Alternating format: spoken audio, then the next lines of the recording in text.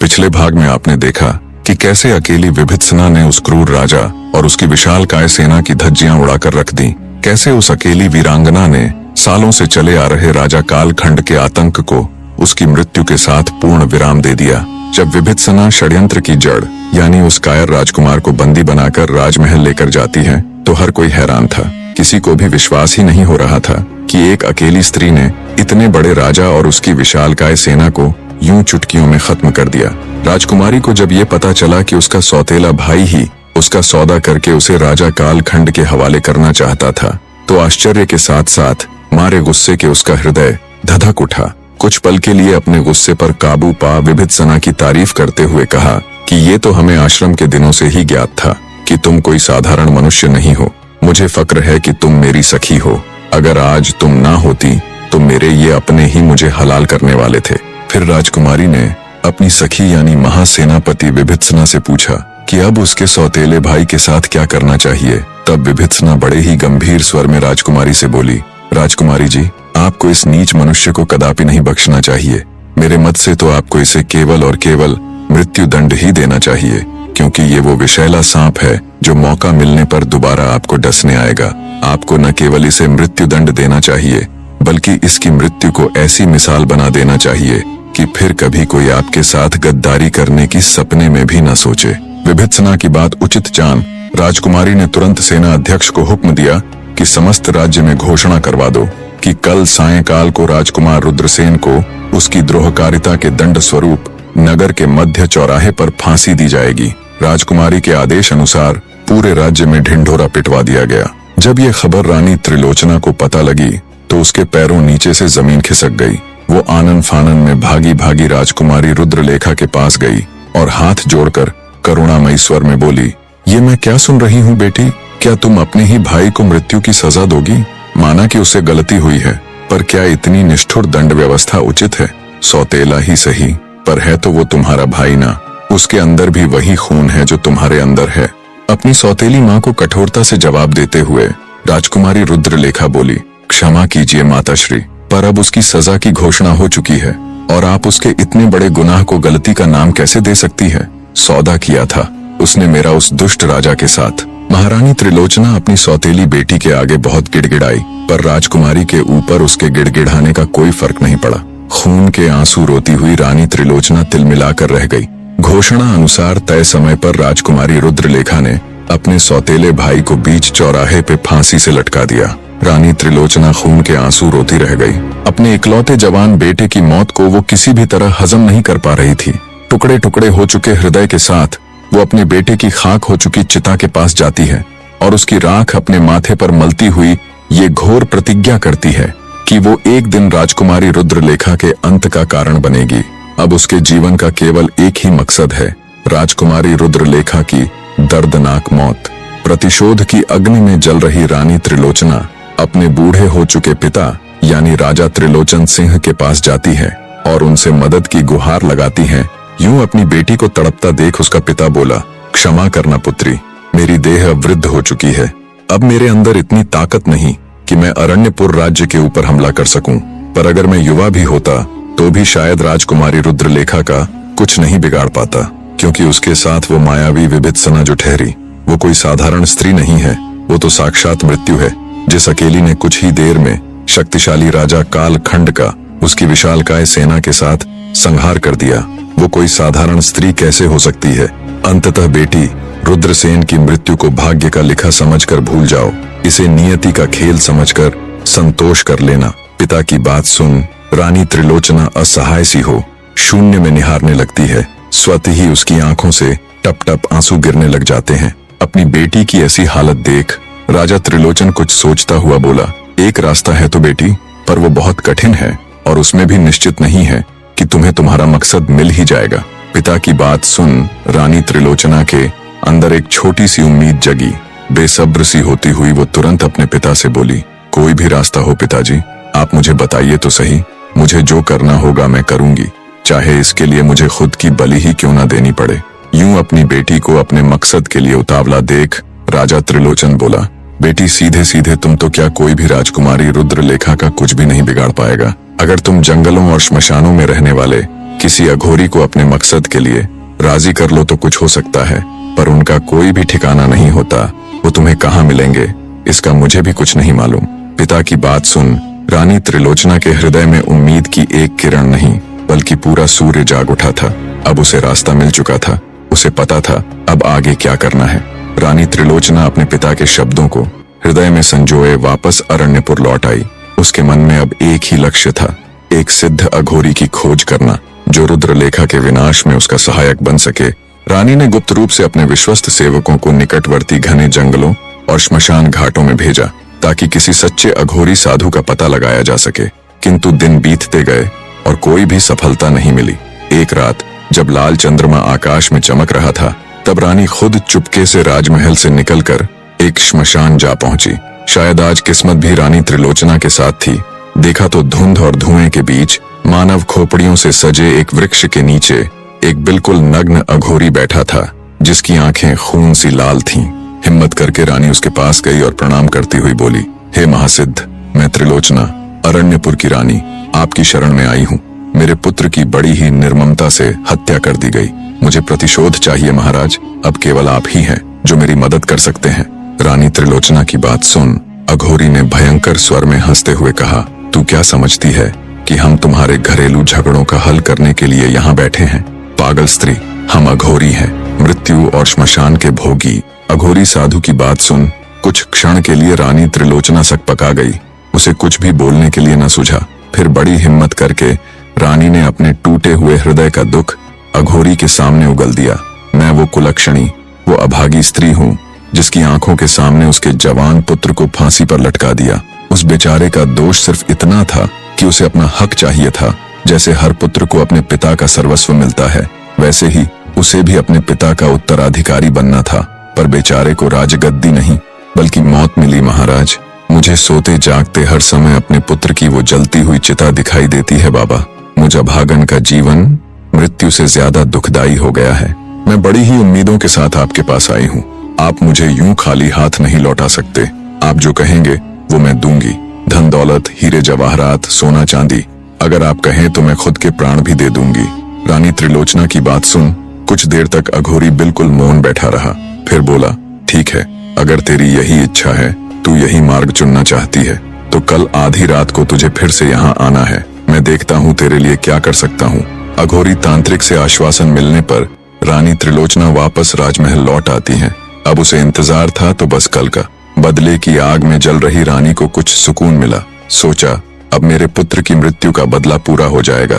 पर रानी त्रिलोचना इस बात से बिल्कुल बेखबर थी कि अनजाने में वो किसे न्योता दे रही है। उसे ये बिल्कुल भी ज्ञात नहीं था कि वो मौत से खेल रही है। जिस अघोरी से वो मिलकर आई थी वो कोई साधारण अघोरी नहीं था। वो उस दुष्ट दानव त्रैलोक्यसुर का भक्त था जो हमेशा उसी की साधना करता था। रानी त्रिलोचना के जाने के बाद वो तांत्रिक अघोरी अपनी साधना शक्ति से हजारों मील दूर अपने गुरु, अपने भगवान यानी उस दुष्ट दानव त्रैलोक्यसुर के पास गया और कहा, महाराज, यहाँ से हजारों मील दूर अरण्यपुर नामक एक राज्य है। वहाँ की रानी अपने पुत्र की मृत्यु का बदला लेने के लिए तड़प रही है। किसी तांत्रिक को खोजते खोजते वो मेरे पास चली आई। वो चाहती है मैं उसकी सौतेली बेटी का वध कर दूं। उसके बदले वो कुछ भी देने को तैयार है। कुंवारी लड़कियों के भूखे दरिंदे त्रैलोक्यसुर ने जब उस तांत्रिक अघोरी की बात सुनी तो उसकी आंखें चमक उठीं। मन में कुछ विचार करते हुए दैत्य त्रैलोक्यसुर अपने शिष्य यानी उस अघोरी तांत्रिक से बोला, तुम बड़ी अच्छी खबर लेकर आए हो। हम जरूर उस रानी का कष्ट दूर करेंगे। अपने उस शिष्य के साथ वो दुष्ट दानव अरण्यपुर से कुछ दूर स्थित उस श्मशान में आ पहुंचा जहां कल रानी त्रिलोचना आने वाली थी। इधर जैसे तैसे रानी ने रात काटी और फिर दिन। जैसे ही आधी रात हुई वो फिर से उस तांत्रिक के बुलावे पर श्मशान जा पहुंची। रानी को आया देख अघोरी तांत्रिक खुश हो गया और उसको लेकर शमशान में बनी अपनी कुटिया के अंदर चला गया। अंदर जाकर जब रानी त्रिलोचना ने दैत्य त्रैलोक्यसुर को देखा तो उसके प्राण सूख गए। इतना भयंकर और इतना विशालकाय जीव उसने पहली बार देखा था। रानी को घबराया देख वो तांत्रिक बोला, घबराओ मत बालिके, ये मेरे गुरु त्रैलोक्यसुर है। यही है जो तुम्हारा कष्ट दूर करेंगे, पर बदले में इन्हें भी तुमसे कुछ चाहिए। तांत्रिक की बात सुन रानी त्रिलोचना बोली, महाराज, इन्हें जो भी चाहिए होगा वो मैं दूंगी। धन दौलत, हीरे जवाहरात, उसकी बात को बीच में ही काटते हुए दैत्य त्रैलोक्यासुर बोला, मूर्ख औरत, क्या तुझे लगता है हम तेरी दौलत के भूखे हैं? दैत्य की बात सुन रानी त्रिलोचना सकपका जाती है। आगे दैत्य त्रैलोक्यासुर बोला, मुझे धन दौलत नहीं बल्कि हर रात एक सुंदर और कुंवारी लड़की की भेंट चाहिए, और इस बात का ख्याल रहे लड़की पवित्र होनी चाहिए। दैत्य त्रैलोक्यासुर की बात सुन रानी त्रिलोचना के होश उड़ जाते हैं। उसके पैरों नीचे से जमीन खिसक जाती है। उस तांत्रिक की तरफ देखकर रानी हकलाते हुए बोली, मगर बाबा, मैं हर रोज कुंवारी कन्या कहाँ से लाऊंगी? रानी की बात सुन तांत्रिक बोला, अरे मूर्ख स्त्री, जब मेरे महामहिम तेरी सौतेली बेटी को ही खत्म कर देंगे तो राज्य को संभालने वाला कौन बचेगा? कौन होगा जिसके हाथ में पूरे राज्य की बागडोर होगी? तुम होगी। संपूर्ण अरण्यपुर पर तुम्हारा शासन होगा, और एक रानी के लिए हर रोज एक कुंवारी लड़की का इंतजाम करना कौन सी बड़ी बात है? तांत्रिक की बात सुन रानी त्रिलोचना की आंखें चमक उठी। ये तो कभी उसने सोचा ही नहीं था कि राजकुमारी रुद्रलेखा की मृत्यु के बाद सब कुछ उसी का होगा। वही संपूर्ण राज्य की महारानी बनेगी। खुद को रानी बनने की कल्पना मात्र से ही रानी त्रिलोचना सिहर उठी। उसने हर्षित होते हुए तांत्रिक को वायदा किया कि वो हर रोज वायदे के मुताबिक एक पवित्र कुंवारी कन्या को महामहिम दैत्य त्रैलोक्यासुर के पास भेज दिया करेगी। इस तरह रानी त्रिलोचना दैत्य त्रैलोक्यासुर की बातों में आ जाती है। दैत्य त्रैलोक्यासुर, जिसे हर रोज अपने शिकार के लिए बाहर जाना पड़ता था, अब उसे उसका शिकार बैठे बिठाए ही मिल जाया करेगा। रानी त्रिलोचना खुशी खुशी वापस राजमहल लौट आती हैं। कहाँ वो अब तक सिर्फ बदले की ही सोच रही थी, और कहाँ अब वो संपूर्ण राज्य की रानी बनने वाली थी। कल्पना मात्र से ही उसका रोम रोम सिहर उठता है। अब बस उसे इंतजार था तो बस इस बात का कि कब वो दैत्य राजकुमारी रुद्रलेखा को अपना शिकार बनाएगा। उधर दैत्य त्रैलोक्यासुर भी उचित अवसर की तलाश में रहने लगा, और जल्दी ही वो दिन आ भी गया। एक दिन राजकुमारी रुद्रलेखा ने विभित्सना से कहा कि आज उसका शिकार पर जाने का मन है। राजकुमारी की बात सुन बिना किसी आपत्ति के विभित्सना बोली, ठीक है राजकुमारी जी, चलो फिर। राजकुमारी रुद्रलेखा बोली, नहीं सखी, आज हम अकेले ही शिकार पर जाना चाहते हैं। विभित्सना ने मना किया, पर राजकुमारी अपनी जिद पर अड़ी रही। कहते हैं ना, जब होने का समय आता है तो उसे कोई टाल नहीं सकता, वो तो होकर ही रहती है। अंततः कुछ सिपाहियों के साथ विभित्सना ने राजकुमारी रुद्रलेखा को शिकार पर जाने की इजाजत दे दी। बेशक वो राजकुमारी थी, पर हर छोटे से छोटा काम भी वो अपनी सखी विभित्सना से पूछकर ही करती थी। विभित्सना भी बचपन से ही इतना आदर और सम्मान मिलने के कारण राजकुमारी रुद्रलेखा को जान से भी ज्यादा चाहती थी। इसलिए वो राजकुमारी रुद्रलेखा की इतनी फिक्र करती थी। वो नहीं चाहती थी कि कभी भी राजकुमारी रुद्रलेखा किसी अनचाहे संकट में पड़ जाए, पर आज राजकुमारी की जिद के आगे उसे झुकना पड़ा। राजकुमारी रुद्रलेखा जब जंगल में पहुंची तो कई दिनों से इसी अवसर की तलाश में बैठे दैत्य त्रैलोक्यासुर की तो जैसे चांदी हो गई। पलक झपकते ही उसने राजकुमारी के साथ मौजूद सभी सिपाहियों को मार गिराया और राजकुमारी रुद्रलेखा को उठाकर श्मशान में ले गया। दैत्य त्रैलोक्यासुर आज तक अपने जीवन काल में हजारों लाखों कुंवारी लड़कियों के साथ खेल चुका था, पर राजकुमारी रुद्रलेखा सा उसने कभी कोई न देखा था। आज से ठीक 11 दिन बाद अमावस की रात्रि थी। कई 100 वर्षों बाद इस बार आने वाली अमावस का मुहूर्त कुछ खास था। इस बार ग्रहों का कुछ ऐसा संयोग बन रहा था जिस दिन बुराई की शक्तियां अपने पूरे चरम पर होती। दैत्य त्रैलोक्यासुर को वर्षों से इस खास अमावस का इंतजार था। अमावस से ठीक कुछ दिन पहले ही उसे राजकुमारी रुद्रलेखा मिली तो उसके लिए सोने पर सुहागा वाली कहावत चरितार्थ हो गई। दैत्य ने निश्चय किया कि वो 11 दिन बाद आने वाली अमावस की काली रात में राजकुमारी रुद्रलेखा की आहुति देगा, जिससे उसकी शक्तियां अजेय हो जाएंगी। फिर उसे अपने प्राण बचाने के लिए किसी तोते की आवश्यकता नहीं पड़ेगी और वो सदा के लिए अजर अमर हो जाएगा। अब उसे इंतजार था तो बस अमावस की उस काली रात का। उधर जब शाम होने तक भी राजकुमारी रुद्रलेखा वापस राजमहल नहीं लौटी तो विभित्सना को उसकी चिंता सताने लगी। किसी अनहोनी की आशंका के चलते भारी हृदय से वो राजकुमारी रुद्रलेखा की तलाश में जंगल की ओर निकल पड़ी। जब वो जंगल पहुंची और वहां उसे सिपाहियों के मृत शरीर दिखे तो उसका माथा ठनक गया। वो वहीं सिर पकड़कर बैठ गई। उसका दिमाग एकदम से सुन्न पड़ गया। उसके मन में तरह तरह के अनचाहे विचार आ रहे थे कि राजकुमारी रुद्रलेखा के साथ पता नहीं क्या हुआ होगा। अपनी तंत्र विद्या से राजकुमारी रुद्रलेखा के शरीर की गंध का पीछा करते करते वो श्मशान तक जा पहुंची, जहां वो दुष्ट राक्षस राजकुमारी रुद्रलेखा को उठाकर ले गया था। श्मशान में पहुंचने पर जोर जोर से राजकुमारी को आवाज लगाते हुए विभित्सना उसे वहां खोजने लगी। कुटिया के अंदर अचेत अवस्था में पड़ी राजकुमारी रुद्रलेखा तो उसकी आवाज कैसे सुन पाती, पर जब दैत्य त्रैलोक्यसुर ने बाहर से किसी के चीखने और बार बार राजकुमारी रुद्रलेखा को पुकारे जाने की आवाज सुनी तो गुस्से के साथ वो गुर्राते हुए बाहर आया। सुनसान पड़ी श्मशान में जब विभित्सना ने इतने विशालकाय दुष्ट राक्षस को देखा तो वो एकदम सुन्न पड़ गई। आज से पहले उसने इतना विशाल और खतरनाक जीव पहले कभी ना देखा था। आश्रम के दिनों में छोटे मोटे दानवों से उसका पाला जरूर पड़ा था, पर ऐसा कुछ उसने पहले कभी ना देखा था। उसको देखते ही विभित्सना को समझते देर न लगी कि हो न हो सब इसी का किया धरा है। गर्जना करते हुए विभित्सना उस दुष्ट दानव से बोली, कौन है तू, किस लिए आया है यहाँ, और क्या किया तूने मेरी सखी के साथ, कहाँ है वो?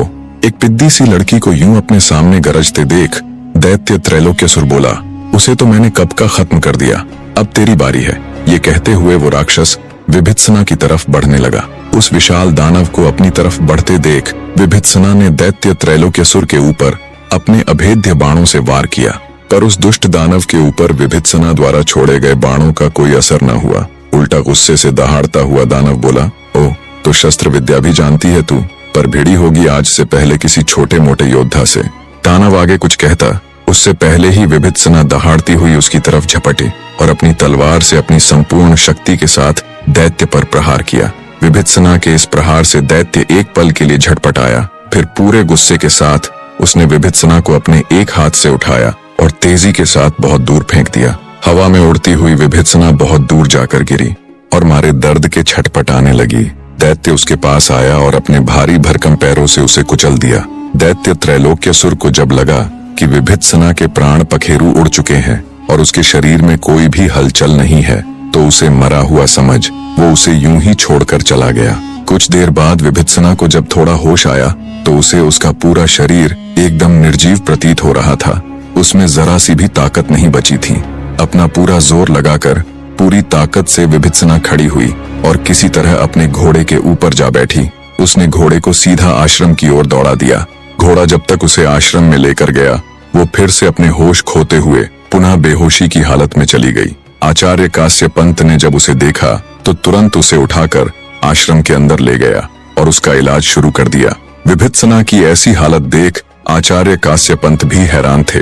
वो विभित्सना की ताकत और उसकी शक्तियों से भली भांति परिचित थे। उन्हें बिल्कुल भी समझ में नहीं आ रहा था कि आखिर किसने विभित्सना की ये हालत की है। ऐसा कौन दुष्ट आ गया जिसने उसकी शिष्या की ये हालत कर दी कि अब शायद उसका बचना भी मुश्किल नजर आ रहा था। कड़े इलाज के 48 घंटे बीतने पर विभित्सना को होश आया। जैसे ही उसे होश आया, वो राजकुमारी रुद्रलेखा को पुकारने लगी। एक सेवक ने भागकर आचार्य काश्यप पंत को बताया कि उसे होश आ गया है, तो आचार्य जी तेजी के साथ तुरंत विभित्सना के पास आए। उसे होश में आया देख वो अत्यंत हर्षित हुए। विभित्सना अब भी लगातार राजकुमारी रुद्रलेखा को पुकारे जा रही थी। उसको यूं तड़पती देख आचार्य काश्यप पंत ने उसे शांत करवाया और आराम करने की सलाह दी। कुछ घंटे और बीतने के बाद विभित्सना को जब थोड़ा ठीक महसूस हुआ तो उसने अपने साथ बीती पूरी घटना से आचार्य काश्यप पंत को अवगत करवाया। पूरी बात जानकर आचार्य काश्यप पंत घोर चिंता में डूब गए। उन्हें भी कुछ समझ न आया तो विभित्सना को आराम करने की सलाह देकर अपने महागुरु के पास जाने का विचार किया, पर विभित्सना भी खुद को ठीक बताते हुए जिद करके आचार्य जी के साथ उनके महागुरु से मिलने चल पड़ी। कुछ ही समय में आचार्य काश्यप पंत विभित्सना को ले पहाड़ी पर स्थित अपने महागुरु की कुटिया में पहुंच गए। आचार्य काश्यप पंत के महागुरु मुनि अंगिरा बहुत ही पहुंचे हुए सिद्ध महात्मा थे, जो पहले से ही आचार्य काश्यप पंत और विभित्सना के आने का मकसद जानते थे।